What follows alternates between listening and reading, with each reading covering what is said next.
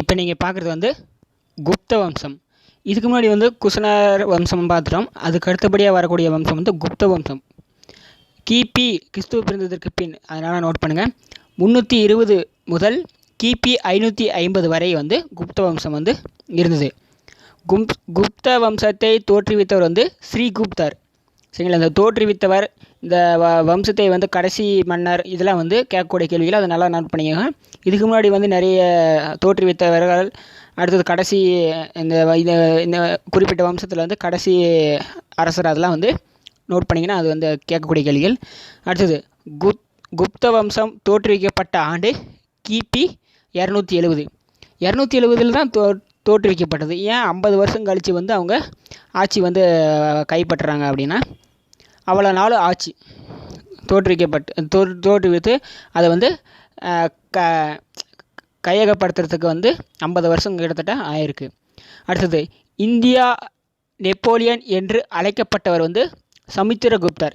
சரிங்களா? வம்சத்தை தோற்றுவித்தவர் வந்து ஸ்ரீகுப்தர். ஸோ அதுமா சமுத்திரகுப்தர்னு ஒருத்தர் வர்றாரு. அவர் தான் வந்து இந்தியாவின் நெப்போலியன் அப்படின்னு அழைக்கப்படுறாரு. அடுத்தது சமுத்திரகுப்தரின் வீர பிரதாபங்களை பற்றி கூறும் கல்தூன், அலகாபாத் கல்தூன். கல்தூன் கல்வெட்டு 2 ஒன்று தாங்க. சரிங்களா? ஸோ இது கேட்கக்கூடிய கேள்வி, இது வந்து கேட்கக்கூடிய கேள்வி டிஎன்பிசியில் இது வந்து கேட்டுருக்காங்கன்னு நினைக்கிறேன். சமுத்திரகுப்தரின் வீர பிரதாபங்களை பற்றி கூறும் கல்தூன், அலகாபாத் கல்தூன். அடுத்தது குப்தர்களில் இசைஞானம் மிக்கவன் என்று போற்றப்படுபவன் சமுத்திரகுப்தன். சரிங்களா? சமுத்திரகுப்தன். அடுத்தது அஸ்வமேத யாகம் நடத்திய குப்த மன்னன் சமுத்திரகுப்தன். சரிங்களா? சமுத்திரகுப்தர் தான் வந்து இதில் நிறைய விஷயம், அவரை பற்றி நிறைய விஷயம் சொல்கிறாங்க. அப்போ அது அவர் முக்கியமானது. அடுத்து புத்த கயாவில் புத்த மடாலயம் கட்ட அனுமதி பெற்ற இலங்கை மன்னன் மேகவர்மா. சரிங்களா? அதாவது புத்த கயாவில் புத்த மடாலயம் கட்ட சமுத்திரகுப்தர்கிட்ட வந்து அனுமதி பெற்ற இலங்கை மன்னர் தான் வந்து மேகவர்மா அப்படிங்கிறது. சமுத்திரகுப்தரின் அவையை அலங்கரித்த புலவர்கள் வாசுபந்து, அரிசேனர்.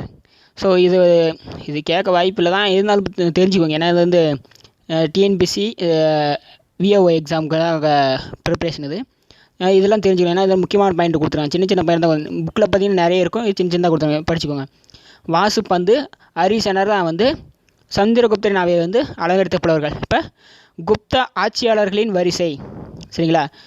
இது வந்து மோஸ்ட்லி வரிசைப்படுத்த கேட்க வாய்ப்பு இருக்குது. சரிங்களா? 1 ஸ்ரீகுப்தர், 2வது கடோத் கஜன், 3வது முதலாம் சந்திரகுப்தர், 4வது சந்திரகுப்தர், 5வது 2ஆம் சந்திரகுப்தர், 6வது முதலாம் குமரகுப்தர், 7வது ஸ்கந்தகுப்தர், 8வது புருகுப்தர், 9வது புத்தகுப்தர், 10வது 2ஆம் குமரகுப்தர். சரிங்களா?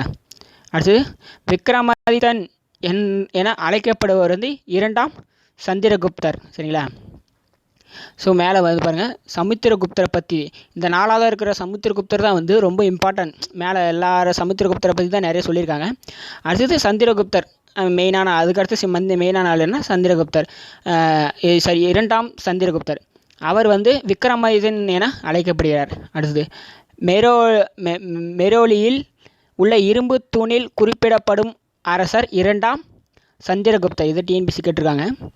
அடுத்து 2ஆம் சந்திரகுப்தரின் அவையை அலங்கரித்த புலவர்கள் வந்து காளிதாசர், அமரசிம்மர், ஆரியப்பட்டர். இதெல்லாம் வந்து முக்கியமான புலவர்கள். இவங்களாம் கண்டிப்பாக தெரிஞ்சுக்கணும். இந்தியாவிற்கு வந்த முதல் சீன பயணி பாகியான். சரிங்களா? இந்தியாவிற்கு வந்த முதல் சீன பயணி வந்து பாகியான்.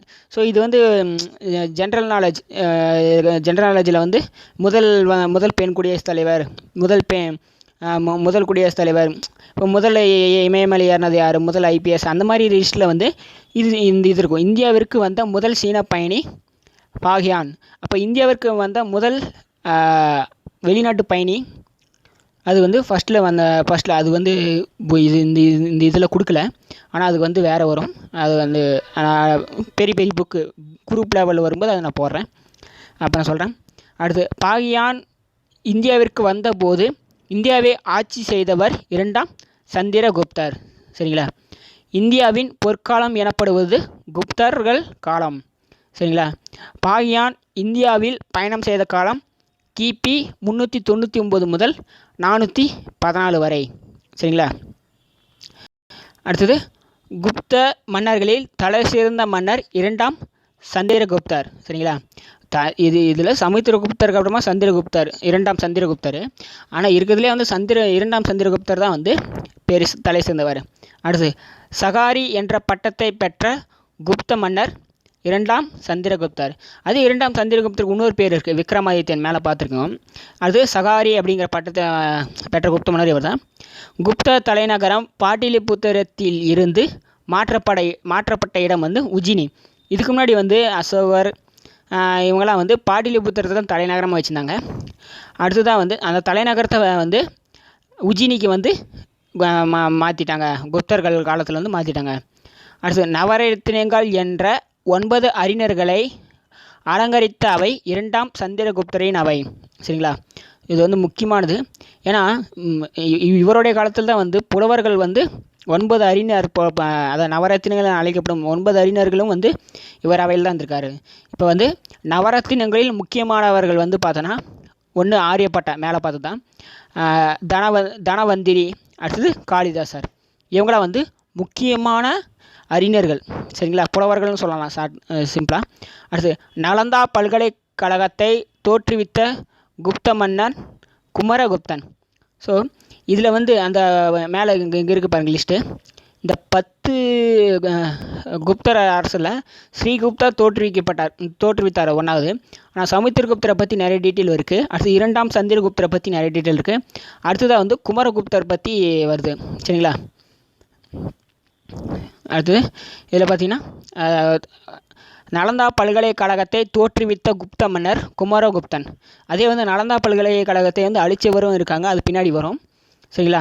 வரும், இல்லைன்னா ஹையர் ஸ்டடி, அதாவது குரூப் லெவல் எக்ஸாம்ஸில் வந்து கேட்க வாய்ப்பு இருக்குது. அடுத்தது மகேந்திர ஆதித்யன் என்ற பட்ட பெயரை சூட்டிக்கொண்ட மன்னன் குமரகுப்தன். ஸோ ஒவ்வொரு அரசருக்கும் வந்து நிறைய பேர் வந்து பார்த்தீங்கன்னா, முதலாம் சமுத்திரகுப்தரோட நேம் பாருங்கள் மேலே. அவருக்கு வந்து என்ன பட்ட பேர் கொடுத்துருக்காங்கன்னா இந்தியாவின் நெப்போலியன் அப்படின்னு கொடுத்துருக்காங்க. அதே வந்து 2ஆம் சந்திரகுப்தர், அவருக்கு பார்த்தீங்கன்னா விக்ரமாதித்யன் பட்டம் கொடுத்துருக்காங்க, சகாரி அப்படிங்கிற பட்டத்தையும் கொடுத்துருக்காங்க. அதே மாதிரி மகேந்திர ஆதித்யன் என்ற பட்ட பெயரை சூட்டி கொண்ட மன்னன் வந்து குமரகுப்தன். சரிங்களா. அடுத்தது காளிதாசன் எழுதிய நூல்கள். ஸோ இந்த நவரத்தினங்கள் இருக்கக்கூடிய முக்கியமான அறிஞர்களை காளிதாசன் வந்து என்னென்ன எழுதியிருக்காரு அப்படின்னா நிறைய எழுதியிருக்காரு பாருங்கள். ஒன்று வந்து சகுந்தலம், 2வது விக்ரம ஊர்வசியம், 3வது மாளவிகா கினி மித்திரம். அந்த இதில் வந்து இதை ஒருத்தரோட அரசருடைய கதையை வந்து சொல்ல முடியும். அடுத்தது ரகுவம்சம், குமார சம்பவம், மேகதூதம்,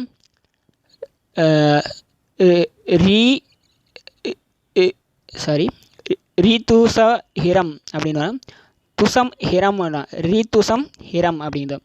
மடிமரம் காளிதாசர் எழுதிய நூல்கள் வந்து 1 சகுந்தலம், 2வது விக்ரம ஊர்வசியம், 3வது மாளவிகா கினி மித்திரம், 4வது ரகுவம்சம், 5வது குமார சம்பவம், 6வது மேகதூதம், 8வது ரீதுசம் ஹரம் அப்படிங்கிறத வந்து இத்தனை நூல்கள் எழுதியிருக்காரு. அதே இது வந்து அப்படியே குப்தவம்சம் வந்து கண்டினியூ பண்ணுறோம். ஸோ வீடியோ இப்போ எல்லாருக்கும் ஒரு விஷயம் சொல்கிறேன், ரொம்ப லென்த்தாக வீடியோ போட்டால் நிறைய பேர் வந்து கமெண்ட் பண்ணுறாங்க, ரொம்ப சீக்கிரமாக முடிங்க அப்படின்னு சொல்கிறாங்க. சீக்கிரமாக முடிக்கிறது முக்கியம் இல்லை, நீங்கள் சீக்கிரமாக படிக்கிறதுக்கு வந்து இந்த வீடியோக்கள் வந்து யூஸாக இருக்கும். ஒரு டைம் இல்லை ஒரு 6 டைம் 7 டைம் இந்த வீடியோ பார்த்தீங்கன்னா இந்த இருக்கிற டேட்டாலாம் உங்களுக்கு வந்து ஸ்டோர் ஆயிரும், மைண்டில் ஸ்டோர் ஆயிரும். கத்தி படிக்கணும்னு அவசியம் கிடையாது, சப்கான்ஷியஸ் மைண்டில் ஸ்டோர் ஆகுறதுனால எப்பயுமே மறக்காது. அதுக்கு தான் இந்த வீடியோவை நான் போடுறேன். சரிங்களா. அப்படியே எனக்கும் யூஸ் ஆகும். வீடியோவை நிறைய டைம் பார்த்துக்கிட்டே இருங்க. எப்பயுமே குறிப்பிட்ட ஒரு 10 நிமிஷத்துக்கு மேலே வந்து நம்மளால் கான்சன்ட்ரேஷன் பண்ண முடியாது. அதனால தான் வீடியோவை 10 நிமிஷத்துக்குள்ளே நான் போடுறேன். ஸோ இதுக்கு என்னோடய வீடியோ எப்பவுமே 10 நிமிஷத்துக்கு கம்மியாக தான் வரும், அதிகமாக வராதுங்க. சரிங்களா. ஸோ தேங்க்யூ ஃபார் வாட்சிங். லைக் பண்ணுங்கள், ஷேர் பண்ணுங்கள், சப்ஸ்கிரிப்ஷன் பண்ணுங்கள்.